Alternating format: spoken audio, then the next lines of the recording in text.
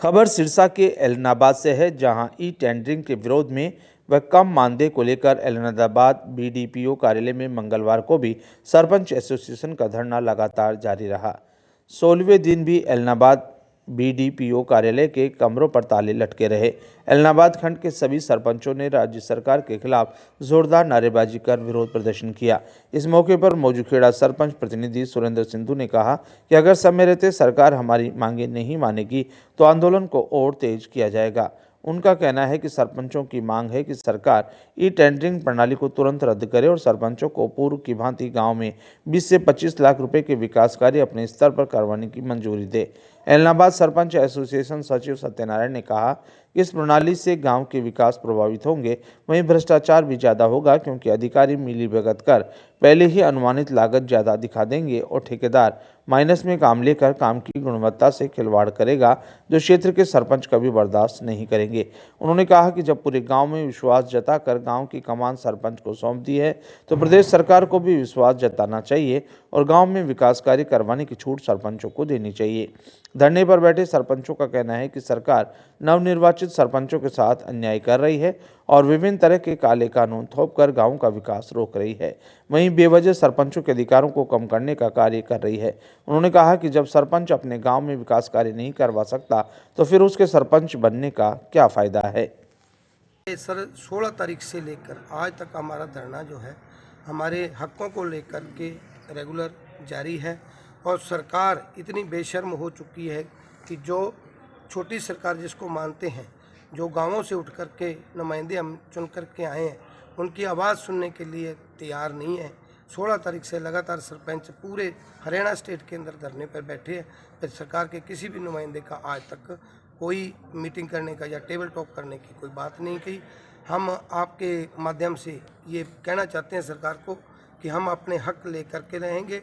हमारा आंदोलन तब तक जारी रहेगा जब तक हमारे अधिकार दूसरे स्टेटों की तरह हमें अपने अधिकार नहीं मिल जाते, क्योंकि लोगों ने हमें बड़े आशा और विश्वास के साथ जो है नुमाइंदे चुन के अपने गांव की विकास और खुशहाली के लिए नुमाइंदा चुना था, जो हमारे ऊपर ही नहीं एक गांव के लोगों के साथ भी ये बहुत बड़ा धोखा है। अगर हमारे अधिकार छीने जाते हैं तो गांवों के अधिकार छीने जाएंगे, गांवों का विकास नहीं होगा। इसलिए हमारा सरकार से आग्रह है कि जल्दी से जल्दी जो है सरपंचों के साथ बातचीत करके इस समस्या का समाधान करें और हमारे अधिकार हमें दें ताकि हम अपने गाँव का विकास कर सकें।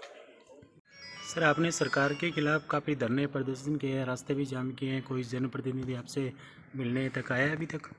नहीं जी, हमारे से कोई नहीं मिलने आया।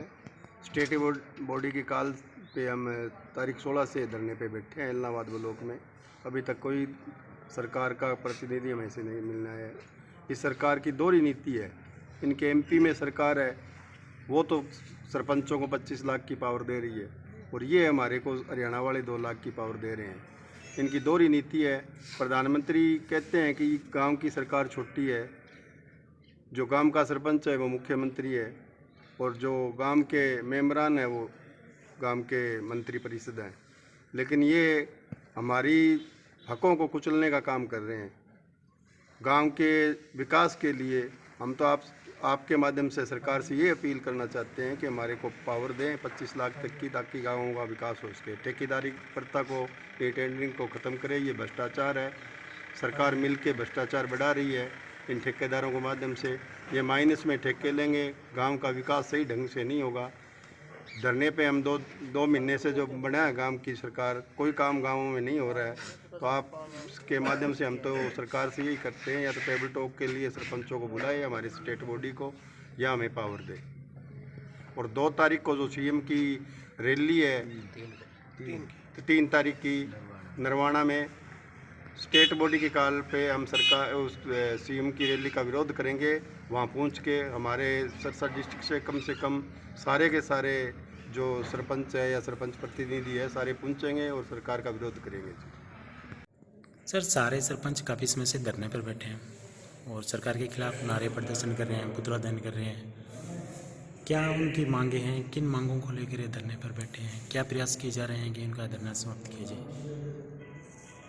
देखिए, सरपंच प्रत्येक ब्लॉक के सरपंच एसोसिएशन कुछ बनाए हुए हैं और ई टेंडरिंग जो सरकार की पॉलिसी है उसका विरोध कर रहे हैं सरपंच, लेकिन सरपंचों को समझाया जा रहा है वही टेंडरिंग का कोई सरपंच को या गांव का कोई काम नहीं है। इसके लिए सरपंचों को हम वीडियो स्तर के ऊपर, ग्राउंड स्तर के ऊपर भी समझा रहे हैं, बता रहे हैं ये टेंडरिंग से कोई नुकसान नहीं होने वाला।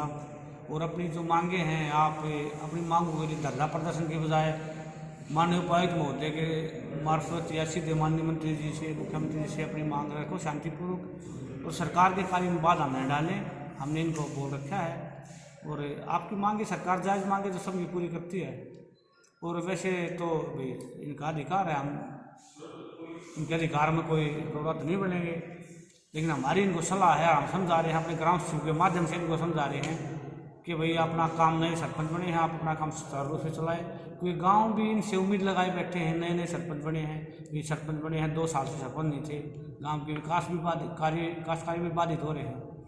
और सरपंच को सिर्फ विकास कार्य के साथ साथ सामाजिक कार्य भी बहुत करने होते हैं। कहीं पंचायतों में, लोकल पंचायतों में जाना होता है, किसी के पारिवारिक झगड़े हैं वो निपटाने होते हैं, वो भी इनके बाधित हो रहे हैं। तो इनको समझाया जा रहा है भाई अपने गांव में जाओ और आप अपना काम करो।